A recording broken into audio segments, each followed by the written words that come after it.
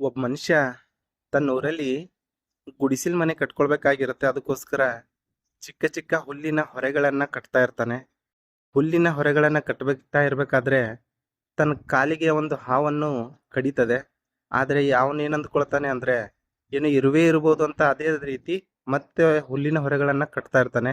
ಕಟ್ಟಿದ ಮೇಲೆ ಆ ಹುಲ್ಲಿನ ಹೊರೆಗಳನ್ನ ತನ್ನ ಗುಡಿಸಲನ್ನ ಮನೆಯನ್ನ ತಯಾರು ಮಾಡ್ಕೊತಾನೆ. ರೆಡಿ ಆದ್ಮೇಲೆ ಮತ್ತೆ ಮುಂದಿನ ವರ್ಷ ಅಂದ್ರೆ ಪ್ರತಿ ವರ್ಷ ಗುಡಿಸಲು ಮನೆಗಳನ್ನ ತಯಾರು ಮಾಡಬೇಕಾಗುತ್ತೆ. ಹೀಗಾಗಿ ಮುಂದಿನ ವರ್ಷ ಬಿಚ್ತಾ ಇರ್ತಾನೆ. ಮತ್ತೆ ಹಳೆ ಗುಡಿಸಲು ಮನೆ ಬಿಚ್ಚಿ ಮತ್ತೆ ಹೊಸ ಕಟ್ಟಬೇಕಂತ. ಬಿಚ್ಚಬೇಕಾದ್ರೆ ಆ ಕಟ್ಟಿದ ಹುಲ್ಲಿನ ಹೊರೆಯಲ್ಲಿ ಒಂದು ಹಾವು ಕಾಣಿಸುತ್ತೆ. ಅವಾಗ ಅವನಿಗೆ ಜ್ಞಾಪಕ ಬರುತ್ತೆ, ಕಳೆದ ವರ್ಷ ನಾನು ಹುಲ್ಲಿನ ಹೊರೆ ಕಟ್ತಾ ಇರ್ಬೇಕಾದ್ರೆ ಅವಾಗ ಇರುವೆ ಕಚ್ಚಿತ್ತು ಅಂತ ಅಂದ್ಕೊಂಡಿದ್ದೆ. ಆದ್ರೆ ಅವಾಗ ಕಚ್ಚಿದ್ದು ಹಾವು ಅಂತೇಳಿ ಅವನಿಗೆ ಅರಿವಾಗುತ್ತೆ. ಅರಿವಾದ ತಕ್ಷಣ ಆತ ಸತ್ತೋಗ್ಬಿಡ್ತಾನೆ.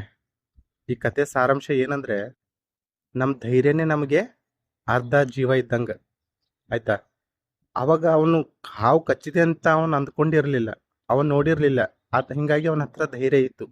ಇವಾಗ ಗೊತ್ತಾದ ತಕ್ಷಣ ಆತ ಧೈರ್ಯವನ್ನ ಕಳ್ಕೊಂಡ್ಬಿಟ್ಟ. ಧೈರ್ಯ ಕಳ್ಕೊಂಡ್ಬಿಟ್ಟ ತಕ್ಷಣ ನಮ್ಮ ಅರ್ಧ ಜೀವ ಹೋದಂಗೆ ಅಲ್ವಾ?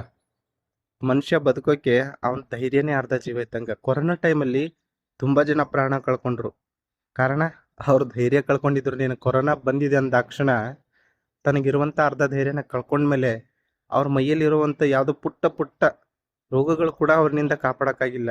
ಆ ತರ ಅವ್ರ ಜೀವನ ಕಳ್ಕೊಂಡ್ಬಿಟ್ರು. ಹಿಂಗಾಗಿ ಮನುಷ್ಯನಿಗೆ ಬದುಕೋಕೆ ಧೈರ್ಯ ತುಂಬಾ ಮುಖ್ಯ. ಹೀಗಾಗಿ ಎಲ್ಲರೂ ಧೈರ್ಯದಿಂದ ಬದುಕಿ.